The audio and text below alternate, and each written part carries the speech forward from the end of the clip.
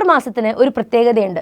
ലോക ആത്മഹത്യാ പ്രതിരോധ ദിനം സെപ്റ്റംബറിലാണ്. ഈ ദിനവുമായി അനുബന്ധിച്ച് പുറത്തുവരുന്ന റിപ്പോർട്ടുകൾ അനുസരിച്ച് മറ്റ് രാജ്യങ്ങളെ അപേക്ഷിച്ച് ഇന്ത്യയിൽ യുവാക്കൾക്കിടയിൽ ആത്മഹത്യാ നിരക്കിൽ വലിയ വർധനവുണ്ടായെന്നാണ് പറയുന്നത്. ആഗോള ശരാശരിയേക്കാൾ ഇരട്ടിയാണത്രേ ഇന്ത്യയിലെ യുവാക്കളുടെ ആത്മഹത്യയുടെ നിരക്ക്. ഇന്ത്യയിൽ കൗമാരപ്രായക്കാർക്കിടയിൽ, അതായത് 15 മുതൽ 19 വയസ്സ് വരെയുള്ള ആളുകൾക്കിടയിൽ മരണകാരണങ്ങളിൽ പ്രധാന കാരണത്തിൽ ഒന്ന് ആത്മഹത്യയാണെന്നാണ് വിദഗ്ധർ പറയുന്നത്.